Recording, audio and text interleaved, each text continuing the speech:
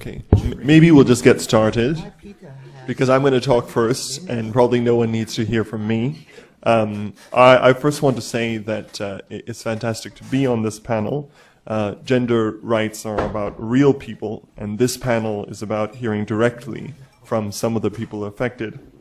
This is an opportunity for the rest, and I think this is very important in the context of the consultation. This is an opportunity for the rest of us to understand how a little bit better about how these issues affect real people. It's also an opportunity to arm each of us with the information to more effectively participate in the consultation. And I think this panel, there will be a little bit more time for discussion. So it's very much a two-way street for our wonderful panelists to arm you, and for you to help to arm the community. Ours is a very diverse panel. I think this must be the first time I've been on a panel with a poet, a psychologist, a filmmaker, an engineer, and a politician. I think you have their introductions in the pamphlet that came when you came into the conference, but I just perhaps introduce them each as they begin to speak. We'll start in order of how you appear in the pamphlet. Joanne, can I ask you to go first? You want to go first? You can pass, and I'll ask Robin. Maybe I'll ask Robin first if you want. Okay, yeah. Robin, the former party secretary. Yeah, please. Okay, sorry. Okay, we've only got 5 minutes, so I'm just going to make 3 points. The first one is just a reflection over the past 60 years.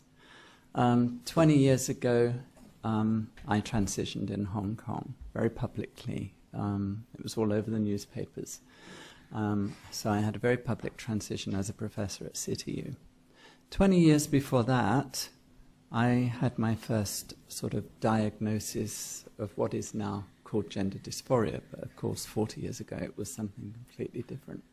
60 years ago I was just a teenager, and just different to all the other boys, if you like. I cannot believe that 60 years later, I'm sitting here pleading to be equal after 60 years. Just think about that. And that's one of the reasons why I'm here today. So, I'm a family person, like Stephen. I've been married to the same lady for 25 years. I have 3 children, 5 grandchildren. They mean everything to me. My transition was a little bit of a shock to my family, but it's still together. We're still married. My children are now having children of their own. And I must admit that over the last 20 years, I have played the system in Hong Kong quite well. I am a politician.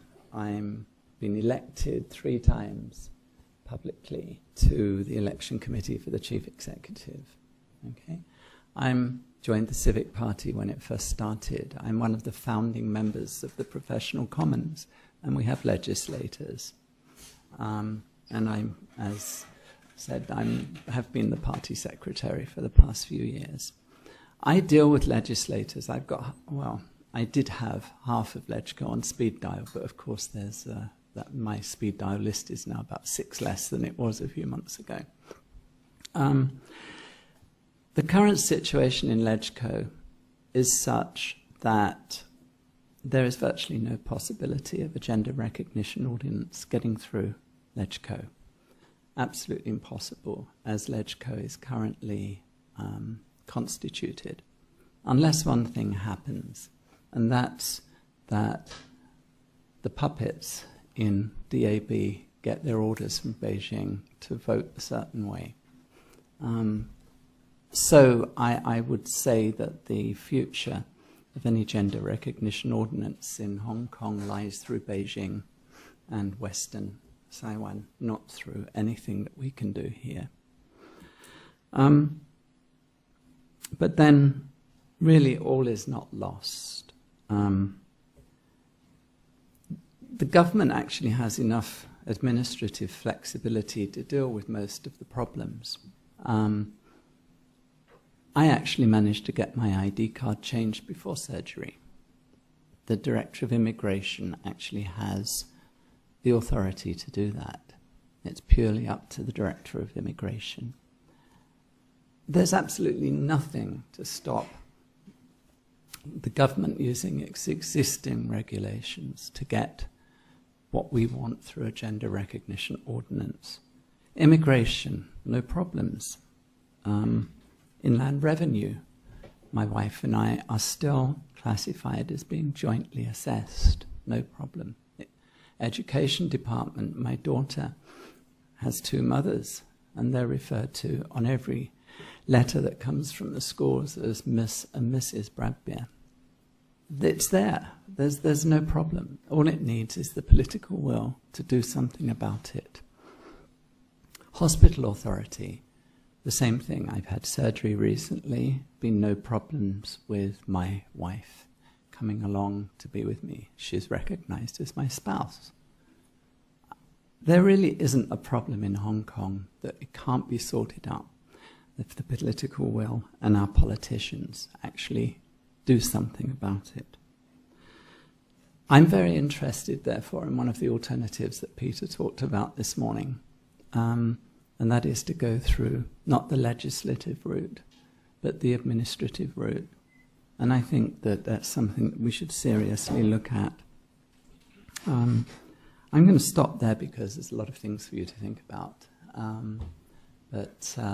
Yeah, there's a lot of interesting things happened over the last 20 years. And one of them is that when we started our team, Transgender, the Equality and Acceptance Movement, nearly 20 years ago, one of the reasons we did that was to act as a kindergarten for local kids to get their act together. And Joanne and some of these other guys along here were all some of the people that we first came across when we set up team. So I'm very pleased to see people like Joanne and Kaspar and everybody actually doing what we expected them to do when we started that. Thank you. I can't think of a better introduction to our next speaker, Joanne Leung, another politician. Yeah. Okay. I'm not always talking about my politician part. Actually, my English is not that good, but I will conduct this switch in English to try my best to break the barriers. So I hope everyone here would do the same as I'm doing, breaking the barriers on gender recognition. On June 23rd, the Interdepartmental Working Group has launched a gender recognition consultation. If you want to know more on how it matters on every transgender person's life, you could take a look on the Facebook page that I'm going to tell you here. On the same day of the gender recognition consultation being launched, a little lady posted on her Facebook the news about the consultation, and she said she's unsure that if she is able to see it happen in her life. Her name is Jacob. 15 days later, on July 8th, Jacob jumped off from the platform of the Taiwan station to end her yet-to-be-beautiful life. In 2004, my dearest trans friend Louis took her life at home. And in 2008, my another dearest trans friend Michelle jumped off from her home without saying a goodbye. I myself tried 4 times to end my life too. And yet Jesus saved my life to tell you all about our stories. Today I'm not going to tell you all those figures. We have to convince everybody why we should have the gender recognition law being enacted in Hong Kong. I don't think that the obstacles to stop the gender recognition legislation is all those people who are against us. In fact, it is the fear of them, the fear of being hurt, being sexually harassed, being unrecognized. Figures and numbers do not easily resolve fears and anxieties. If we only focus on the recognition of our own gender and do not recognize the fear of the other people, we'll surely all get lost. Gender recognition is about the recognition of everyone. The right to be the very true of the man can, or woman can, or trans can. It's about compassion, understanding, mutual respect, and trust. It's humility of life. Thank you.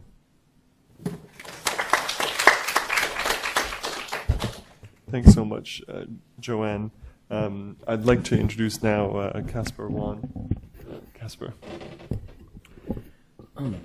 So soon.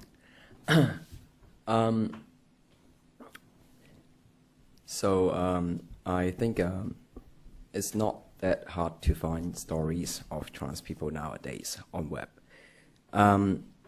So talking about gender recognition and the relation of it to the life of trans people, I think I've been I have similar experience like Robin, who try to navigate through different life situations with government or companies or whatever to just to tell them what it means to be a trans and how I would like them to help, such as changing my title in banking accounts or other companies. My current situation is that I do live as a man socially, and I have been using hormones for a few years, like 5 years, and I have top surgery for more than 4 years. But because I'm not doing bottom surgery, so my ID card remains F, female. But I've been able to change my Australian passport to gender X and my BNO passport to gender M because of their gender recognition or related policies in those countries. So actually I know how it's like to live as a gender F, gender X, or gender M, in a sense. Being gender M, it gives me easy access to pass through the immigration when I travel, right? Because I got gender X first, but I got stuck at immigration because not many countries recognize gender X. So that's the issue of gender X, or the third gender. And that's why I have to get gender M. Although I'm kind of happy to reveal to people that I'm a trans. And I think it's easier to tell them that I'm a trans with gender X than with either gender M or F. I mean, gender M or F, then I have to explain more. I mean, because like people are more ready when they see something that they don't understand, like a gender X. So I think it's easier to explain in a sense. But I got stuck. So in Hong Kong, I got stuck most of the time. I mean, more times. Even say when I try to get try to get an authorization from my mom to get some documents on her behalf. It happens when my father passed away, and I went to the office to like handle my father's will and get some documents. And after a whole morning of like sitting around and going ups and downs, then I asked my mom to authorize me to maybe come and get the documents next time on behalf of her. But then on the authorization letter, I have to in a sense I have to write down my name, my ID number, and I have to declare my relationship with my mom. So I mean, I didn't have to reveal my gender at that authorization letter. I don't have to say whether I'm M or F or whatever, but I have to declare. I have to say like my relationship with my mom. And my mom was stuck in filling the form, and she asked me like, so what should I fill in here? I say, well, let me do it. Actually, I make it, instead of just writing like son or daughter, I make it more complicated. I make son because like I was imagining when I hand in the form, if I write doctor, then the officer may ask, where's the person? I mean, where's the daughter? So I think writing son is more appropriate in a sense, and also because my parents do acknowledge me as their son now, at that time. And so I write son, but then because I have to reveal my ID card as well, so I think, well, maybe I should write down some more remarks. And so I write down trans, like trans son. But actually trans son is kind of complicated, because like for someone who don't understand what trans means, trans son can actually mean like a trans man like me, or a trans woman, if their parents don't recognize them as their daughter. And especially when their ID card maybe still stays their original identity. So I think, well, that's a problem as well. And so I make another remark and say, well, with my ID card being female. So I think like getting all those remarks, I try to explain my situation and my identity to other people who may be ignorant about the issue and identity. But this is just one of the situations that I encounter with. And in all the situations that I, like everyday life situations that I have experienced, I understand how trapped a trans person can be with the recognition. And I understand how hard it is to explain every time, whether you're prepared or not. Sometimes it's just like situation that, well, you have to think about it. And sometimes even I've been sort of trained in a sense that I always share my stories and I can explain in, say, 45 minutes or in an hour about the identity issue and issues of being a transgender people.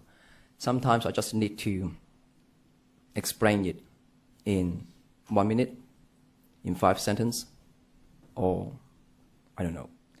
So it's very challenging. And I think gender recognition would save some trouble, hassles in their lives. And also, I mean,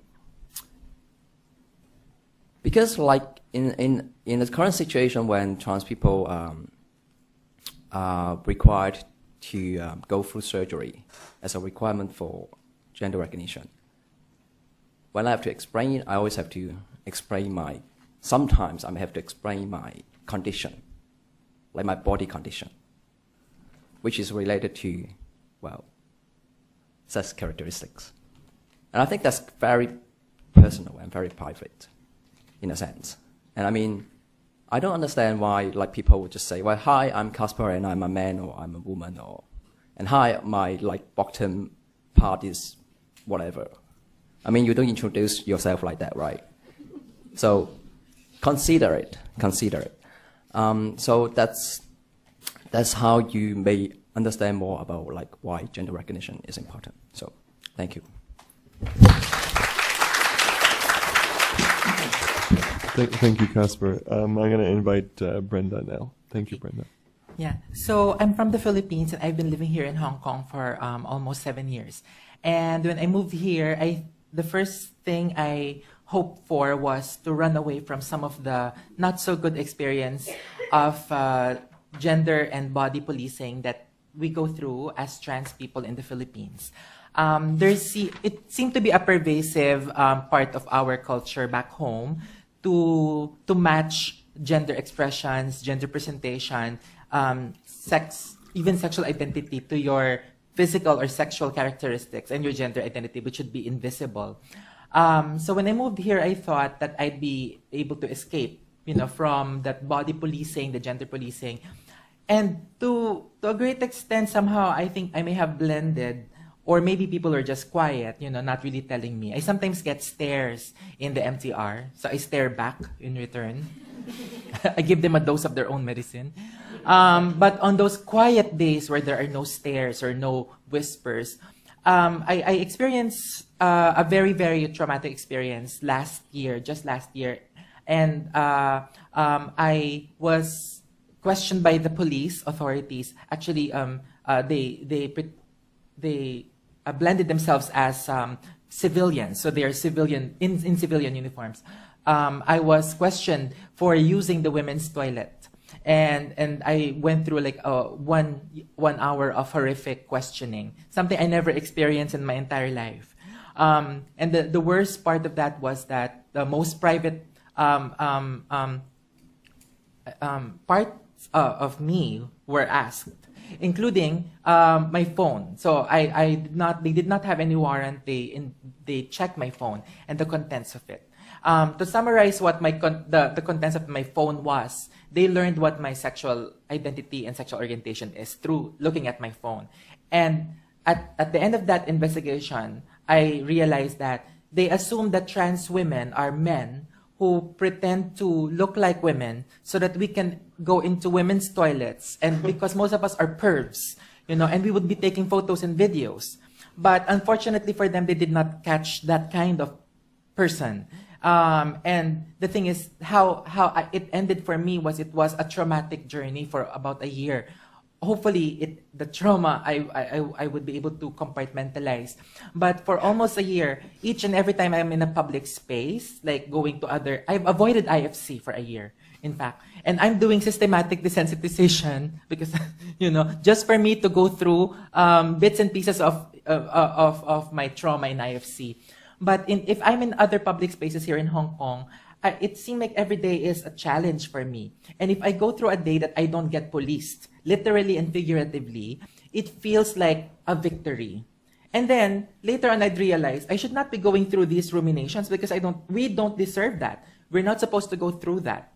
And I thought that traumatic experience would be my only one, But just a couple of weeks ago, I had something that it's nearly not exactly as traumatic, but is actually quite heart-crushing, because I've just started to be more attuned to my physical health, and I think my psychological health. So I started doing yoga, but I've been doing outdoor yoga because I've been afraid that maybe indoor yoga and fitness companies in Hong Kong don't have trans or queer inclusive policies. So I have never questioned these big yoga groups before. So I've just been doing outdoors. And finally, I had the courage to approach one of these big yoga brands in Hong Kong because I had to see a specialist. I had to see a specialist because I was just asked by a doctor to go through a cancer screening test.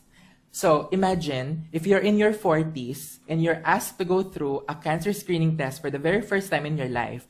That for me was the most unsettling situation I have to go through, because that's one of the things I've always feared, So while I was waiting for the results of my cancer screening test, I think I have to go through, get on with my life and then start doing yoga. That was my specific goal. So I went to this yoga company that just newly opened, a big brand, and their branch that newly opened somewhere in Admiralty. And this girl asked me a lot of intrusive questions when I told her that I'm a trans woman. So she asked me, did I have surgeries? And did I have surgeries down there? And then she told me that I have to do surgeries down there so that I can use their facilities, because they are concerned with the security of their customers. So at that point, I felt that I am a threat to a security. I'm a threat at whatever level to a security, or people like me are a threat to the security of the public. And that's just not nice to hear. What's worse than that was she asked me, are you on hormones? And I said, I stopped taking hormones for almost a year. And then she told me I have to continue taking hormones because I still look masculine. And that was the worst thing I actually heard in my life, because what she doesn't know, there are trans people like me who in our entire lives, have been on a journey of self-acceptance because we don't have a good sense of self-image. So it's been a lifelong battle for some of us to come to terms with ourselves, physically and psychologically. So to hear that was not really good. But I grounded myself because my goal was to get into fitness and hopefully to turn, not to have cancer. Fortunately, my cancer test turned out negative. So that is a reason for me to celebrate, and a reason for me to be reminded that, just like what Sir Stephen mentioned earlier, we should stop thinking of ourselves as victims, and we should continue living as citizens. And I think this is what we have been doing. And whenever I see Joanne and Kaspar and Siufung, I remind myself that I should still get on with the battle, and the battle to live and to fight for our rights. So here in Hong Kong, we need a gender recognition law, and we need to engage Hong Kong people to discussions of self-determination and self-identification, so that people will stop policing gender and people will stop policing bodies. Well. Thank you, Brenda. Siufung, I can barely see you on the other side. Yeah, hi. Yeah, your turn. Hi, everyone. So I'm Siufung, and I identify myself as a genderqueer. So I consider myself as part of the trans community as well. So genderqueer, gender non-binary, gender fluid. For me, it means that, you are living, or you identify yourself in terms of your gender identity that goes beyond male and female. So for me, similar to Kaspar and all of our panelists as well, so we struggle a long way to find easier, simpler way to explain to people about our own identities, especially when it comes to more newer concepts or newer, gender identities that is emerging, like in Asia and Hong Kong, and and so the simplest way to I actually developed a simpler way to describe myself. So I'm assigned female at birth, and I'm socially male, and I compete in as you can see on my tag, I'm a bodybuilder, so I'm actually competing in the female bodybuilding, and I am legally female, so to say, and I am someone who do not desire any surgeries. So yes, and so basically, what I'm trying to keep myself short, simple, and for me, I think I add on the perspective of sports and fitness that actually Brenda also just mentioned. So actually, like for in my case, I go through a lot of different degrees of stigmatization, discriminations, and misunderstanding a lot of times about my muscularity and my gender identity. So people would assume, looking at my muscles, they will assume that I'm a man, and in certain contexts, I consider myself as a female, and I'm very comfortable with it. So I compete in, I wear bikinis. I wear, very glamorous bikinis with, very, with all these makeups and all this stuff when I'm on stage, when I'm preparing for my competitions. But at the same time, on my daily life basis, I dress up like, people would say I dress up just more like a man. And I'm socially, I socialize as a man. So, a lot of times, this triggers a lot of people's misunderstanding, and, a lot of times I have to, and a lot of us who are gender non-binary, gender fluid, a lot of times we struggle to, to explain our situations, especially of course, in these few years, we have more discussions about the transgender community in general. But still, I would say, gender, queer, gender fluid, these kind of identities are still very new to a lot of people, even within the transgender community. So, I do think that, a lot of times, a lot of people would find, being misgendered, because we identify ourselves differently at different contexts and different circumstances. So, for example, I go to the female changing room, and you can imagine me, with my muscularity going to the female changing room.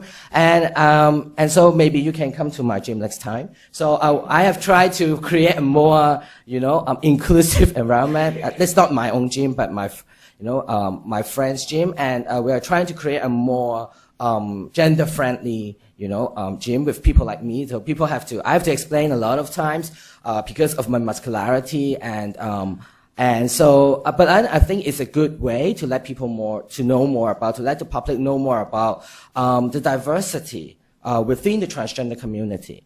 And that is why we really need gender recognition law to be very inclusive, to be more inclusive in a sense as well, especially to people who do not identify as gender, who identify themselves as gender non-binaries. So I do find that we have questions earlier about the inclusion or the consideration of people like intersex, and I do think that we should add on this perspective of having the voice of genderqueer, gender non-binary people who a lot of times do not have surgeries, do not desire surgeries, or they might not desire or might not or they're on and off using hormones. So a lot of times for this group of people, they might be more easily, being misgendered a lot of times. And of course, I also experienced being questioned during the border, being questioned by police. But sports give me a good excuse in a sense that, I would just say that I'm very muscular and I'm competing, and I show them my photos of competing as a female. Then it will sometimes make me easier, but in a lot of other times it has to involve a lot of questioning, a lot of maybe undesirable, a checkup, search, that kind of thing. So I do think that, in conclusion of my short intro, we should consider, people who are outside gender binaries, who consider themselves as, more fluid, more queer, and we also have to think of how to benefit them in general when we are considering and consulting about the gender recognition law. Thank you.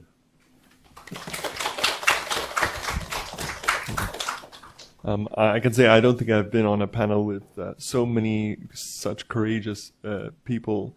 I do think you've all raised a lot of really interesting points. And I thought I might start with one particular one that perhaps a lot of people could really use some details on. You've mentioned some of the areas that trans people might experience, or gender non-binary people might also experience in Hong Kong.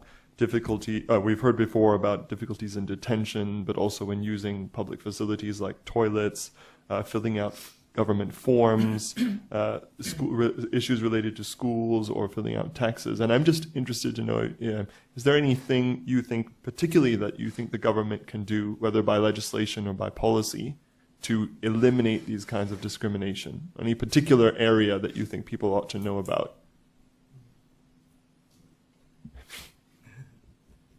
Anyone?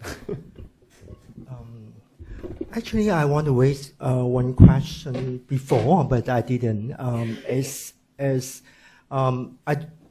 really think that why there's not much discussion in Hong Kong, but actually it happened in China, mainland China, is the academic certificate.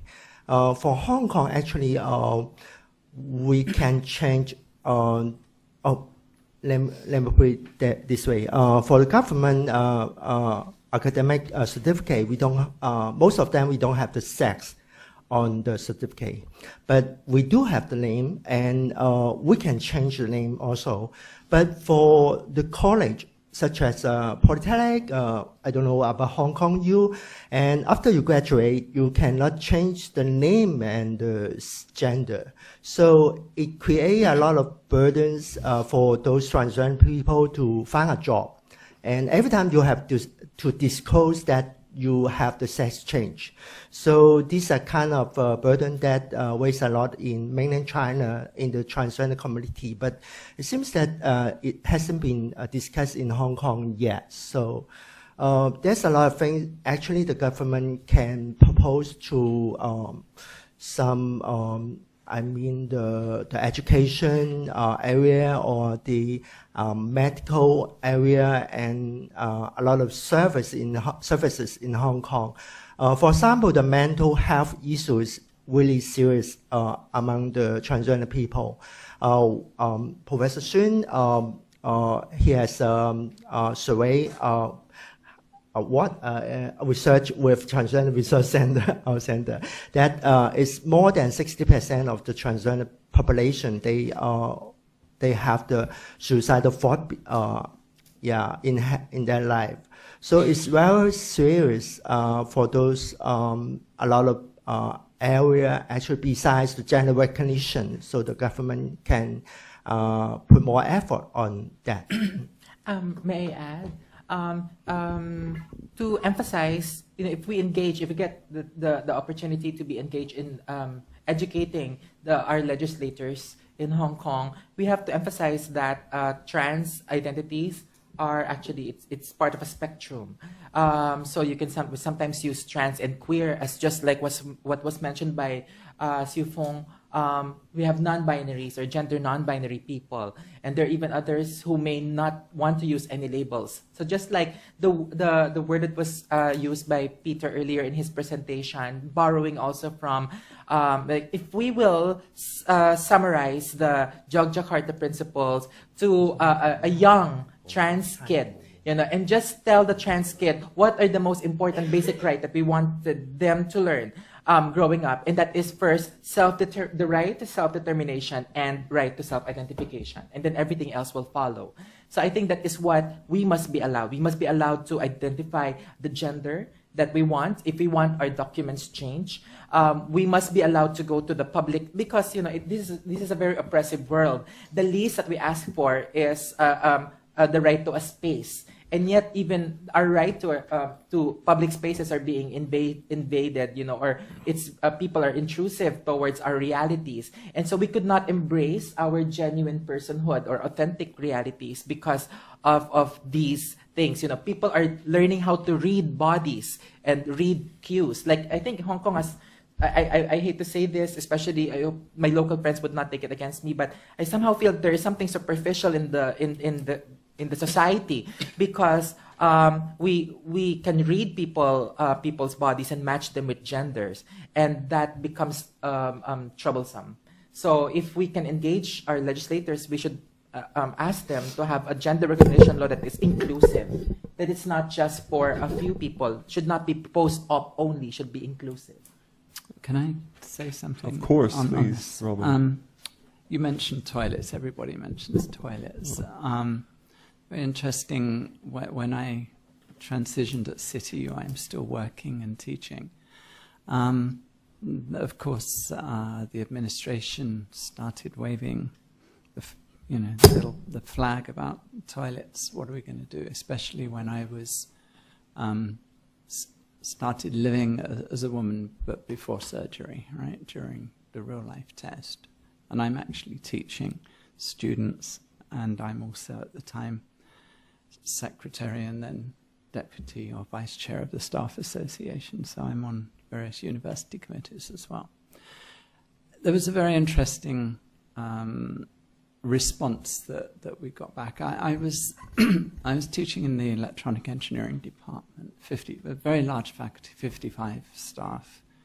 At that time, this would have been 97, 98, I was the only non-Chinese in the department, and at that time was about to be the only woman in the department, so a very interesting situation. The only other women who were working in the department were the secretaries in the departmental office. So this is a big thing. Toilets, what do we do?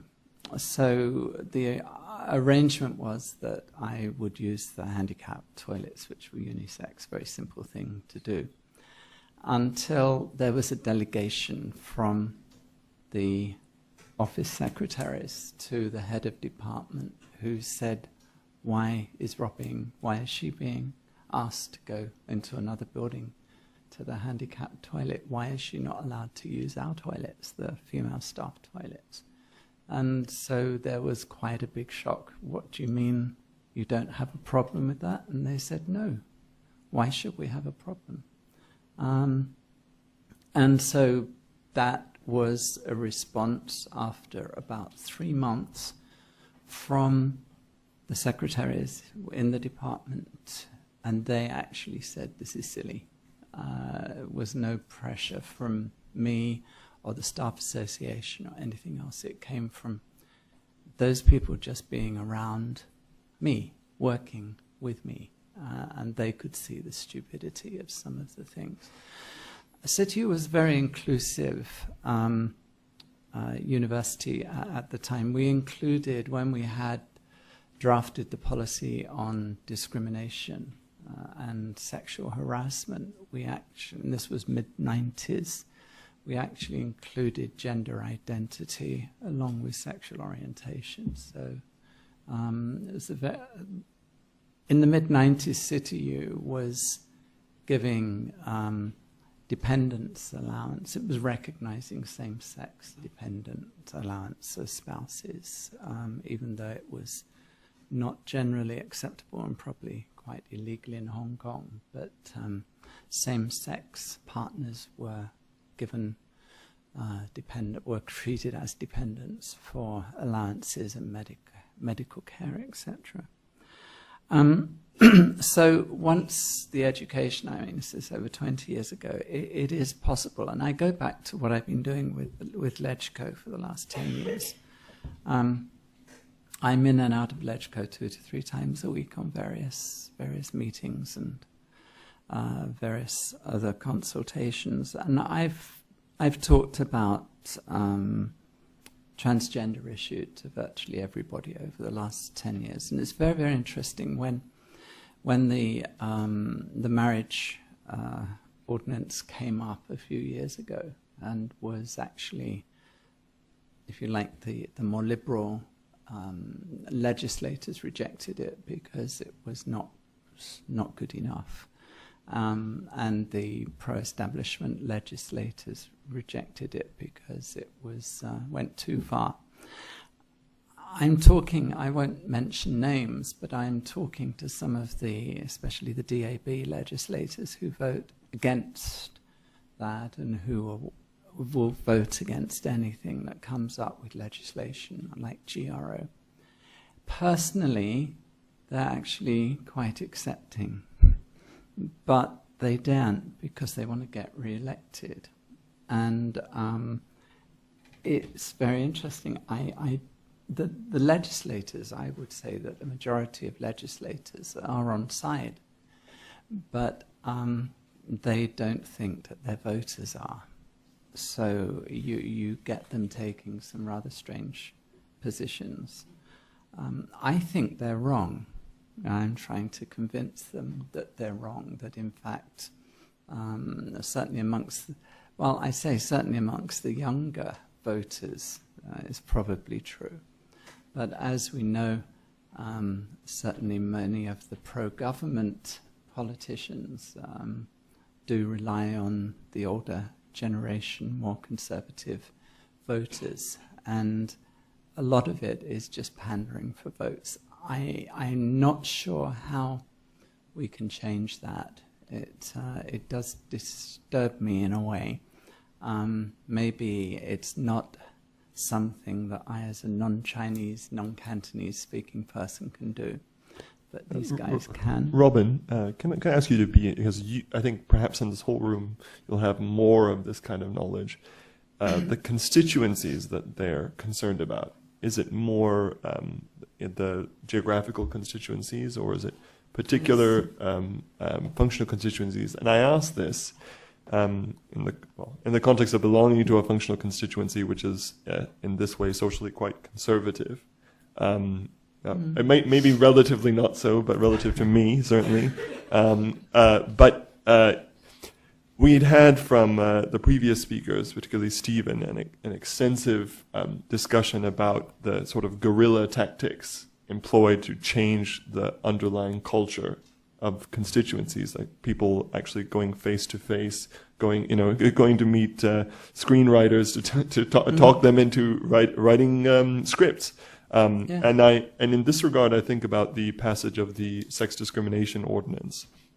And my understanding from some of the activists involved in that they engaged in a guerrilla campaign. They, maybe I'm using that word wrong, but they did things like go to the certain legislators and executive members' churches and speak to their preachers and get them to preach on equality until they got the message.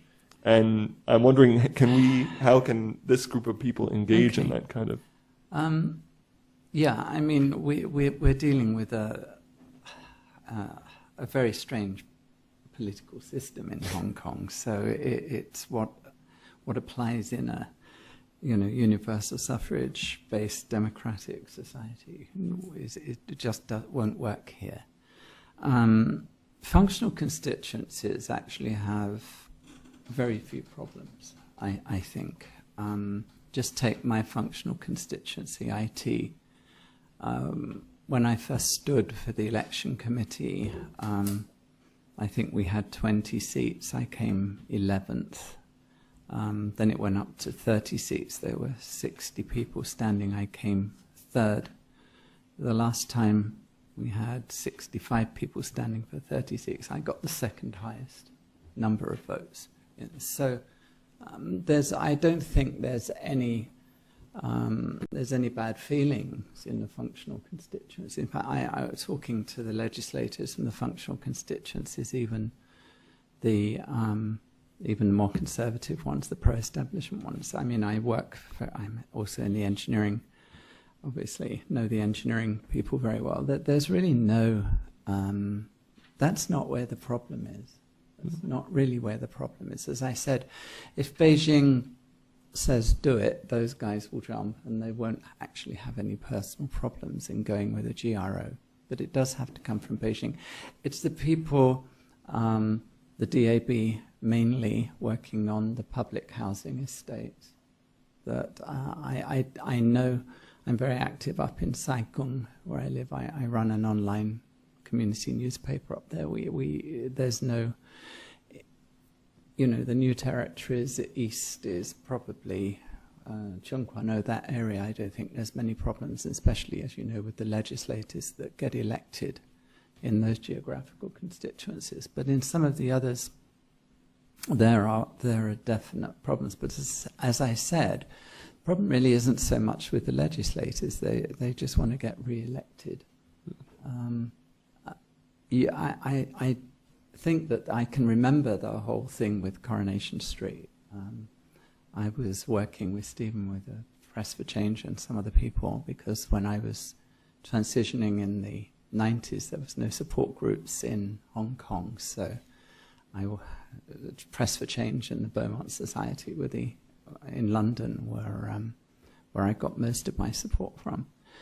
And I could see what was happening with the soap operas, especially with Coronation Street. And I think we discussed this when we set up Team, maybe 15, 20 years ago. We discussed how we would do this in Hong Kong. So, yeah, it's a different situation. It's different. Yeah. I'll ask one more question, and then perhaps we can engage with a bit more with the audience. Three issues come up a lot when it comes to what a GRO would look like, and I think particularly of the surgery requirement, the question about marriage and being unmarried or married. We've heard from a human rights perspective some things about those two, and the third one being age, which we haven't really discussed at all. And clearly some of you have been thinking about this for a long time, and you'll have a lot of perspective on these three sort of details. Does anyone want to come in and say what they think about any of those three? So just surgery, age, and marriage. I think Peter did a very good job, right? So you see, present everything that we have to do right now in Hong Kong, right? So I don't have any argument on that. So surgery is have to be omitted, right? And marriage, yeah, Peter present a lot, so I do agree on that. But there's some argument on the age, right? I do think that we don't have to limit the age, but in a sense, if he is or the trans people person is not adult, so maybe there's a consent from their parents to have the operation. But in a sense of gender recognition only, I do think that is more easy than the surgery, because for surgery is non-reversible surgery. Yeah. So for gender recognition, we still have we still can nail some terms that the person can have a change back after change to an opposite sex. So, but I also want to mention one more, is that we always we always talk about the gender recognition so binary. But in fact, there is a lot of people, just like Siufung has mentioned, that they do not confirm or do not feel comfortable with both male and female. So what can we do? And those intersex persons we have to care about. So I do think that we have a very clear picture on those 3 topics we are talking about, but we need to consider more on that. Can I ask Kaspar and Siufung to come in on this question about the gender X, or third gender, or what do you want to call it? Do you think that the gender recognition system in Hong Kong ought to accommodate that a third category? I think there's a wide range of opinions about whether we should have a third gender or gender X.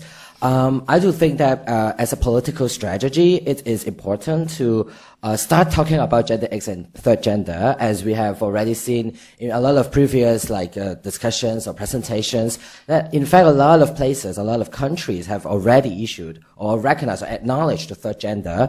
But I do think that we should also be very practical in another sense.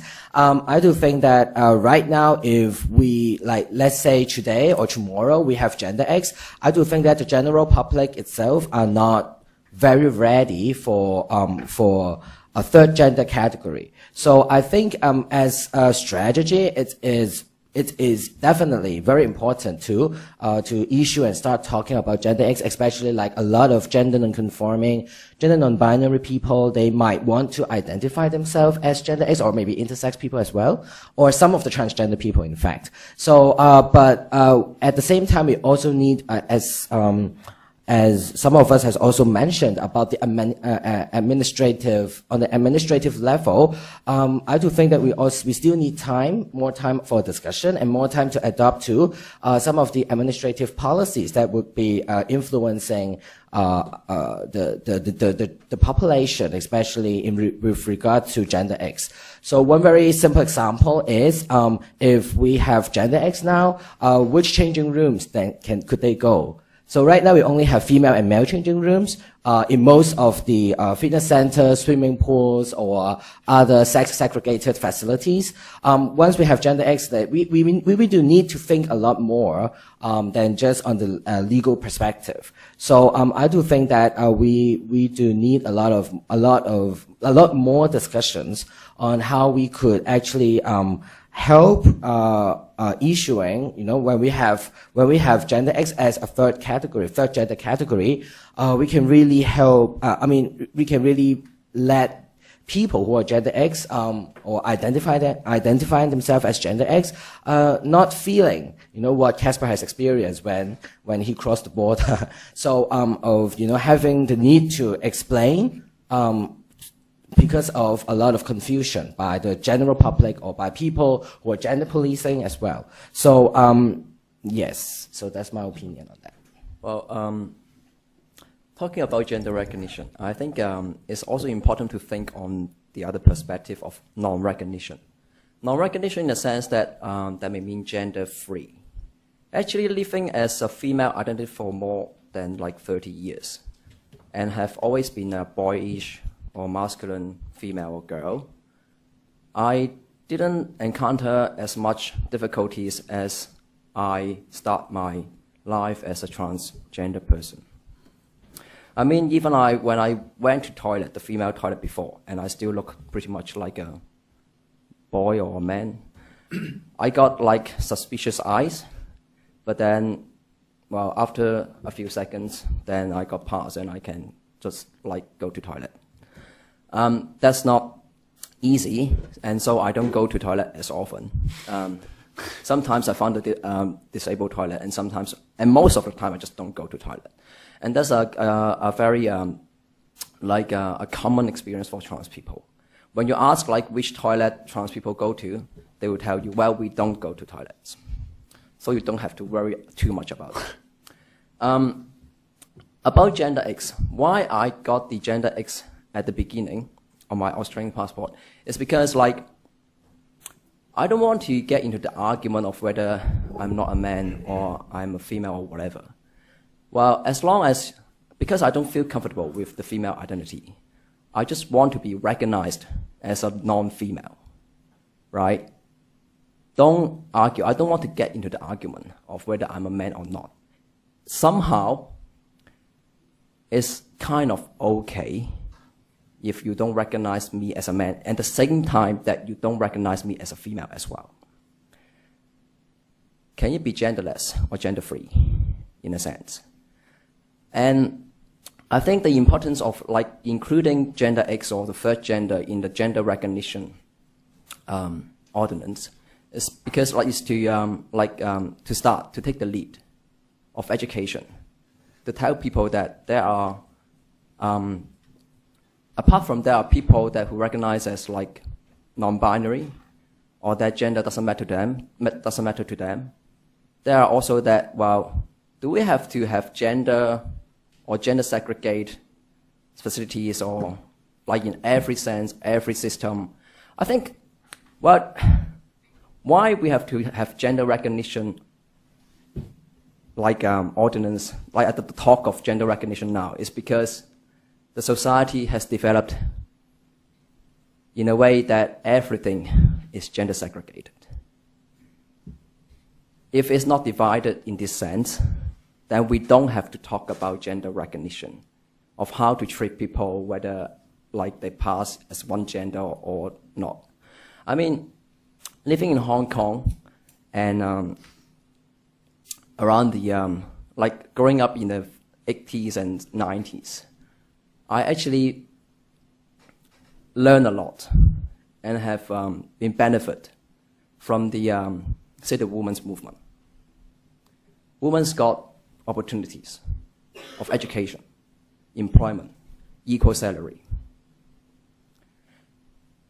And actually, when I grow up, I couldn't think of a reason that why I don't want to be a woman or a girl. I couldn't.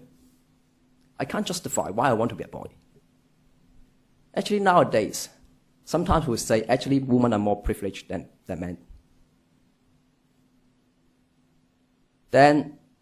And when I start my life as a transgender, I can always recall the times that like of the teachings that like beware of the man, you don't sit too close with them, or you don't talk, or whatever, or you have to be suspicious like when you're at the toilet or whatever, or when you're behind like a man walking behind you or whatever.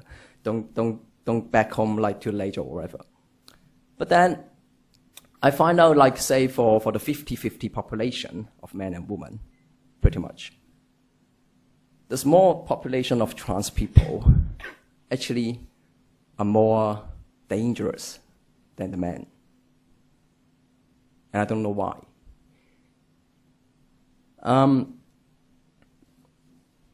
Gender recognition, I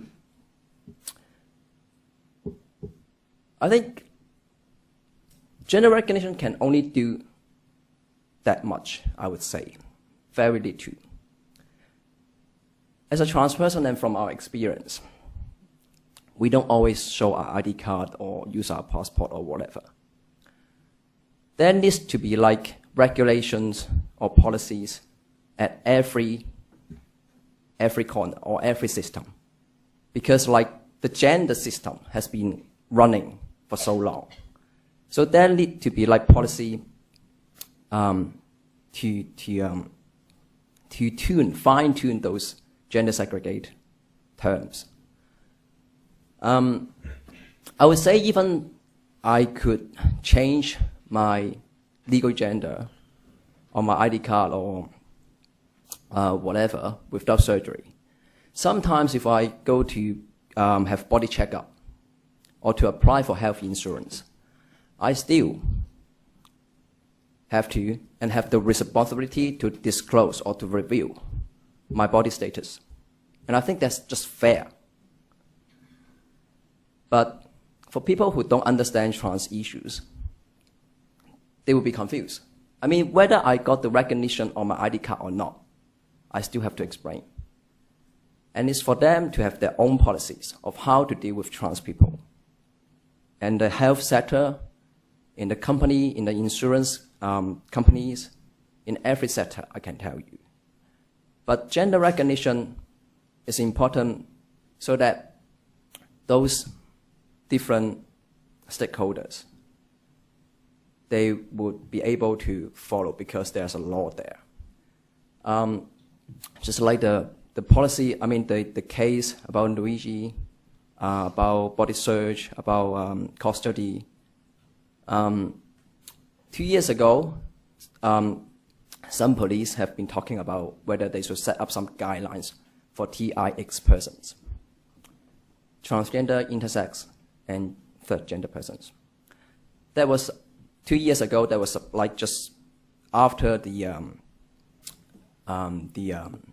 umbrella movement, and I think they are thinking about, well, whether if in those like many situations when you get like many people when you have to body search or whatever, in case there's a gender X person, then if your guidelines is to have like the officer that matches with your like ID legal gender, then where do you find a gender X police officer to body search a gender X person?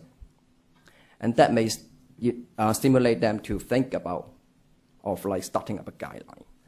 And then some people, including me, some trans people and intersex people as well, have discussed a lot and try to put in some effort and to let the police think about it. But then nothing happens afterwards. We give our comments, but nothing happens after 2 years. They can still stick to their current policies or guidelines. They don't have to do anything. And they can always say that, well, because, well, there's no gender X. And, well, there's no way you can challenge us because we just stick to the policy. We stick to what we currently have. And that's why gender recognition is important in a sense that for some maybe lazy government officers to really do something and get it done. Thank you. Yeah, thank you, Kaspar. We have, everyone else went over, so I feel like we're entitled to a little bit more time. Can I ask, are there any questions anyone would like to ask from the audience? There will be a microphone. Wow. I'm stunned into silence. Well, Kaspar, I thought that was really eloquently put. It certainly provoked a lot of questions I have. Oh, please, Kelly, before I pontificate.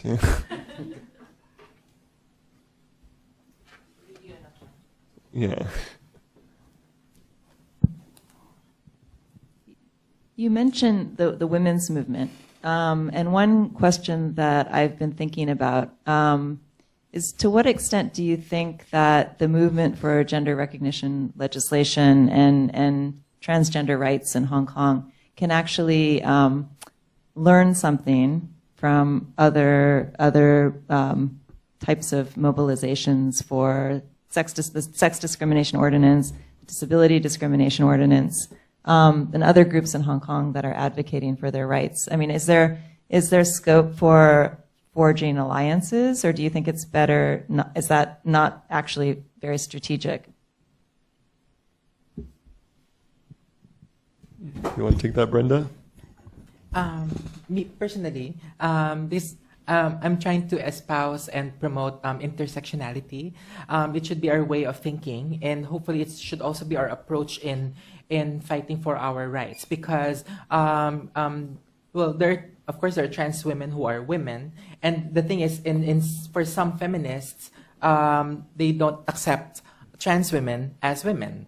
For some, of course, and the thing is, maybe because they didn't think from an intersectional point of view. So if we can engage in a dialogue, we just simply want to remind, let's say, the Hong Kong public that our lives intersect. So our narratives intersect. So our experiences intersect. And maybe we also need to remind the public that you cannot stop your child from being gender non-binary or from being gender fluid. So we also have to talk about this now, because if you think there are few trans people or queer or non-binary people in Hong Kong, it's just that there are many of us who choose to be invisible. So visibility has become a choice for some of us. And the women's movement has become resonant because many women over the years, for so many decades, have chosen to be visible. But for trans and queer and non-binary people, it appears that visibility in itself is a challenge. So if we're something to learn from the women's movement, I think we have to take it upon ourselves to assume that courage and then to fight and keep fighting, you know. And for some of us, we can be very strategic. Like maybe some of us, our comfort zone is in the classroom. Like me, in my case, that's my greatest comfort because we have students, and we have students who volunteer to be in our class. Some of them, they just feel it's an easy A course, you know. But eventually, for one semester, they learn a lot of things. They learn intersectionality, you know.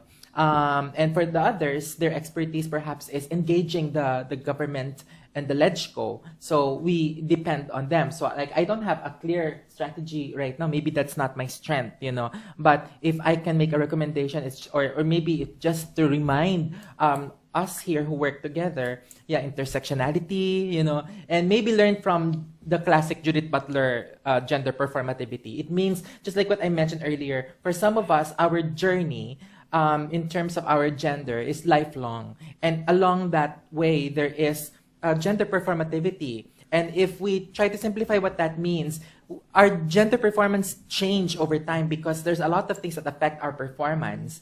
And I think these are not only applicable to trans people or queer and non-binary people, it's applicable to all genders. There. Yes, and to add on a point, I also think that forming coalition is very important among different minorities. So there's one example from the U.S. I think in the campus setting that there were actually the transgender people, the transgender community are forming hands in hands with the disabled community, and then they design their own version of washrooms. So it would be a washroom that is both gender neutral and also very accessible to disabled people. So I do think that, you know, for example, we can, you know, gender minorities is just one of the small minorities in the society. And I do think that, you know, learning from the women's movement or learning from feminism, you know, or other, you know, disabled studies whatsoever, or other critical racial studies, one way that we can actually do is to form, you know, join together and form a bigger force, so that when we fight for certain rights,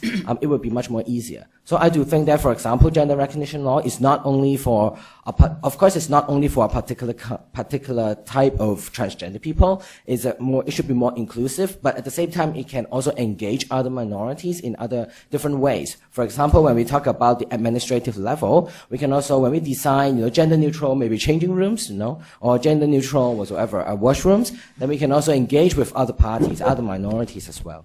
So I think it's a way that we can actually learn from each other as well. Yeah, let me pick up the point that you made about the women's movement. About 20 years ago, something like that, the National Organization of Women in the States absolutely refused to have trans women as members. There was a big battle. In fact, it rather split the organization in two. Now there is no problem. It's I think the the trans movement, certainly in the States, and I don't know if certainly in the UK, learnt a lot from the women's movement. I mean, it was a lot of my friends in the States in the trans movement actually modelled a lot of their activism on the early feminist movement. I repeat what I said, I think it was very difficult in the beginning, but now there's a lot more awareness even within the residual women's movement in the US and Europe, where trans women are now accepted. But a lot of that movement, I mean, I'm not talking about disrupting Miss Universe competitions and things like that, but although we should do that too. Well, we should be doing that anyway, but especially if it's run by Donald Trump. Yeah. But I think there's also a lot that we can learn from well, I suppose, the sort of work that the movement against racial discrimination in the States as well. There's a lot of very interesting ideas. Now, of course, it's getting highly politicized, and in fact, I think the whole transgender thing itself could become rather politicized if we're not careful, even more so than it is now. But there's certainly a lot to learn from the other socially active movements, definitely. But then, of course, they've never been really big in Hong Kong. That's the difference, I think. There's just different horses for different courses, really. Yeah, I think I actually find out that being a trans person is relates to a lot of issues. I mean, whether it's like gender issues and or whether it's like medical or disabilities, or whether injustice. So I define a lot of airlines through these years, whether they're from the women's NGOs who concerns about gender, whether they're concerned about justice, equalities, whether they're concerned about disabilities or medical rights or medical issues, and LGBT as well, LGBT. So I think well, you can say it's strategic, but it is also very practical that we have common needs or common issues that we gather together and work together to fight for something that we could benefit each other. But I think it's interesting that last year or the year before that when a gender neutral toilet, or when the government is putting a unisex sign on one of the disabled toilet, some disabled people groups, they just shout out that, well, those are for us. Already too many other non-disabled people are using those toilets, then you can't just put, but actually trans people are not that many. So I mean, other people would be abuse the use of disabled toilet would be more than trans people, and it's interesting, an interesting phenomenon in Hong Kong.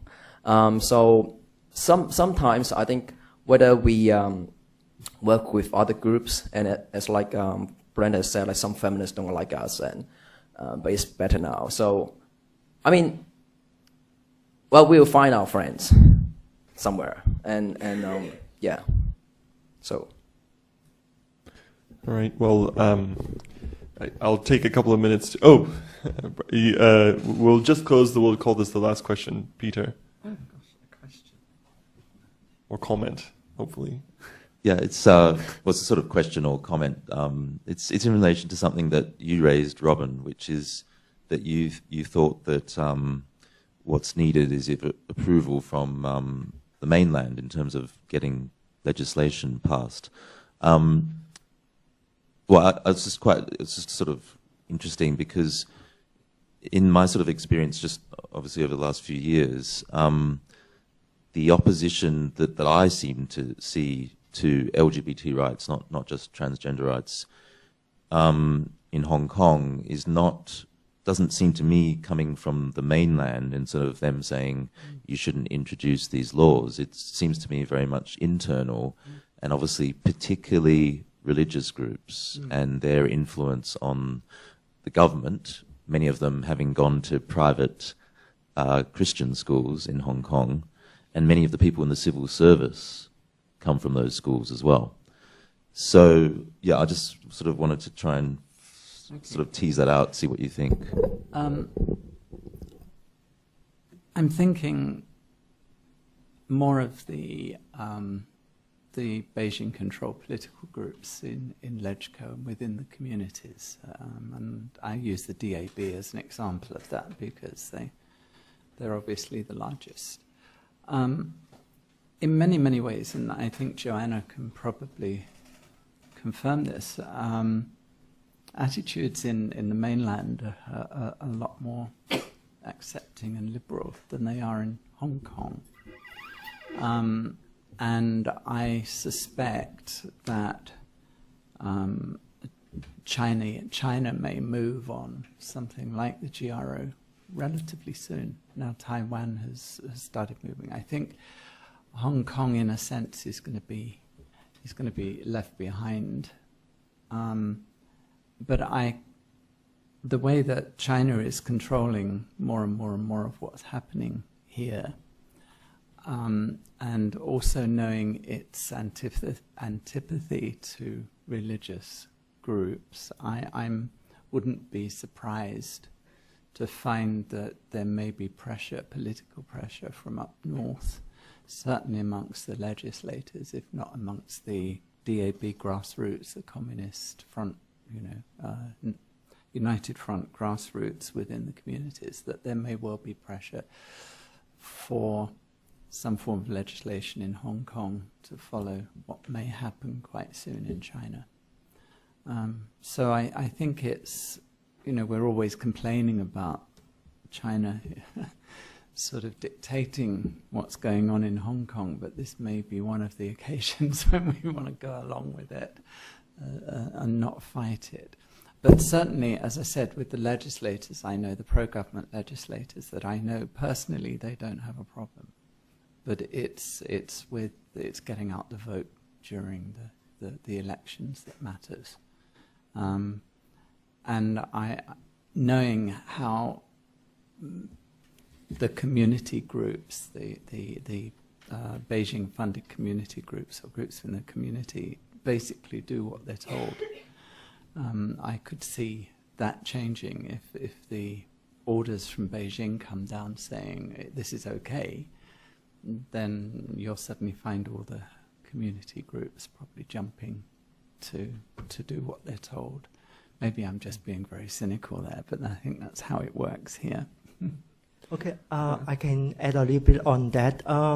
I can understand what Peter mentioned, and I do agree on that. But actually, I can see more and more influence from China, especially from Beijing, that for the policy now or maybe the movement now in LGBT community. Actually, it's really interesting.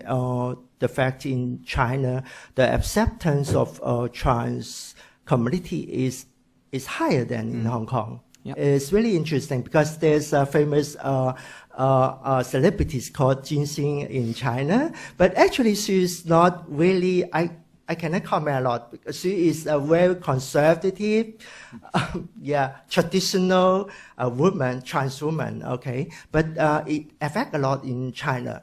And I do think that if we have some more change in China, that will surely impact a lot in Hong Kong. And that's why I spent quite a lot of time since 10 years ago working in China for the LGBT movement. And finally, the transgender movement is going to start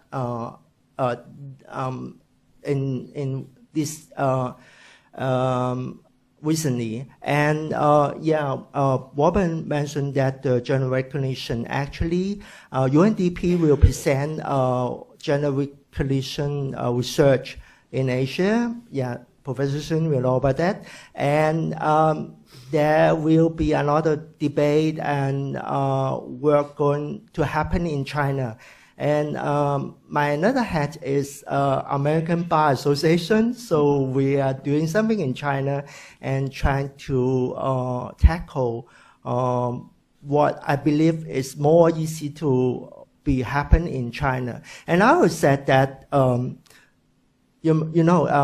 same-sex marriage is still going to be discussed in Hong Kong, but in China it's going a lot more than in Hong Kong. And I do think that within 5 to 10 years, there will be happen in China, legislation of the same-sex marriage. So we're going to see what happened, and then hopefully we have something learned from China and back to Hong Kong.